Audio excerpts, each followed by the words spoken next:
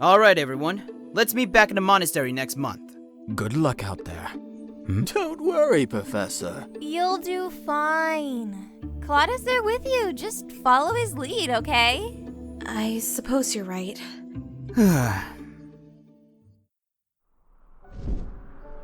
Something on your mind, my friend? Oh? You've been quiet ever since we left Mydron. Are you nervous about meeting the Alliance Roundtable? Yes. Believe me, you could beat those Stogers into submission if you wanted If this was a sword fight, sure. But this is a different kind of battlefield, and I don't know if I have what it takes to navigate it well. There's so much riding on the success of this meeting. I don't want my blunders to be a costly burden. You, a burden?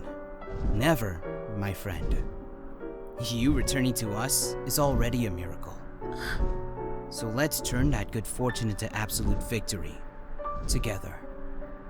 First things first, we'll get you acquainted with the household. Then, a few days for us to unwind. We deserve that much after our victory, don't you think? Then, the real work begins. Normally, I would prefer it if we had several plans to fall back on.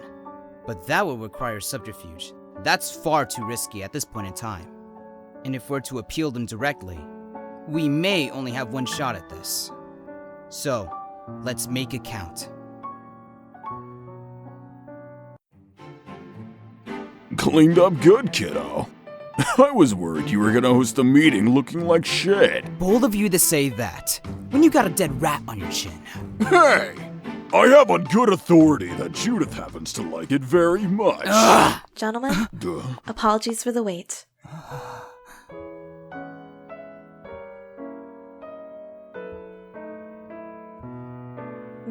Is everything all right, Your Grace?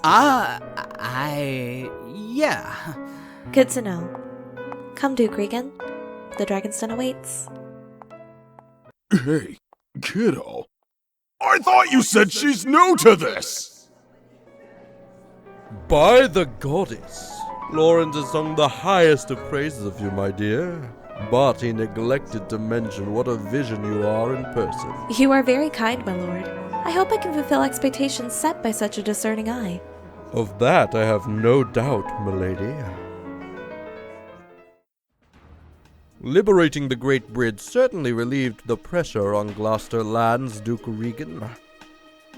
But I doubt the Empire will take kindly to us immediately throwing ourselves with your forces so soon after.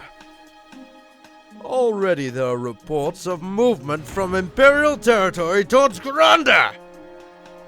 Your youthful impetuousness may mistake such dangerous odds as opportunity, but such risks may likely spell grave consequences for us all. My youthful impetuousness just freed your decrepit arse, you prick. With all due respect, Count Gloucester.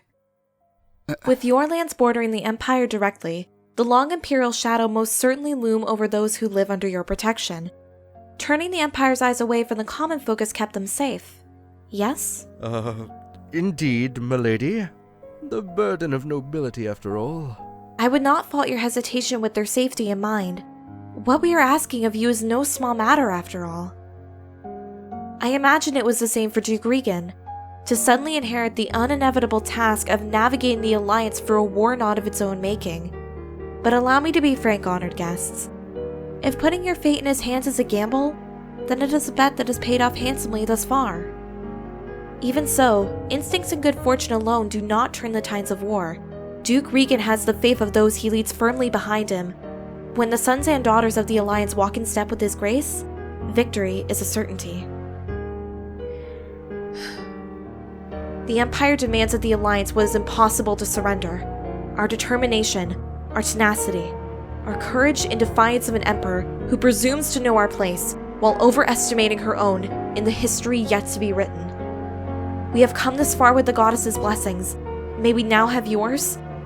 Please put your faith in us to end this senseless war once and for all.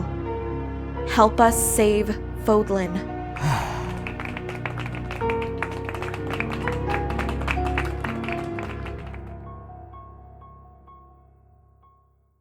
You are quite the persuasive orator, milady.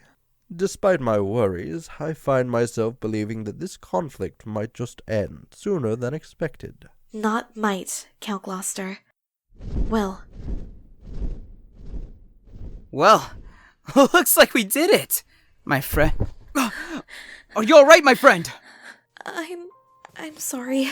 I just can't keep it up anymore. You're shaking. You were terrified all this while, weren't you? I was close to bolting out of the meeting a couple times. I shouldn't have put you through this. It's alright, Claude. It had to be done. That night when we returned from Ailel, I overheard you talking with Judith. I know you don't fancy the thought, but sooner or later, if we are going to push through Imperial territory, you will have to call on the other lords to bolster our forces. Your professor may help in strengthening your position, but is she up to facing their scrutiny?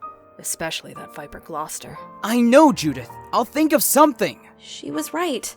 I'm unprepared in matters of diplomacy and delicate negotiations. I didn't even know where to begin learning all of this. So I asked for help from those who did. Wait.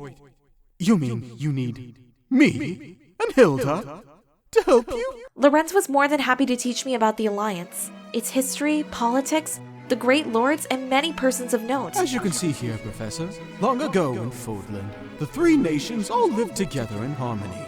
But then, everything changed when the Fire Nation, Flame Emperor, attacked. While Hilda coached me on etiquette, poise, and how to speak eloquently with confidence. Things I never had to consider growing up in a mercenary band. I'm so glad to know that. I'll have to thank him personally for supporting you. They definitely did. The one who helped me most, though, is you. I won't pretend to know what you've gone through to be as determined as you are, but it must have been hard. And yet, with every challenge fate throws at you, you rise up to meet them, head held high with a smile. You're so strong, you know that? You make me want to try a little harder to— Byleth! I'm sorry, I didn't mean to—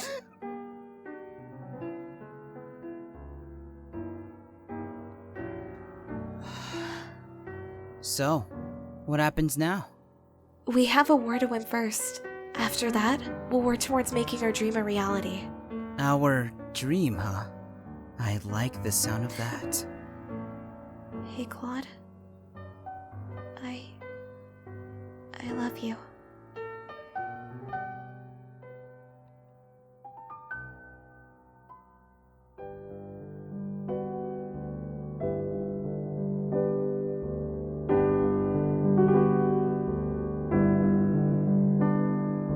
How does a moment last forever?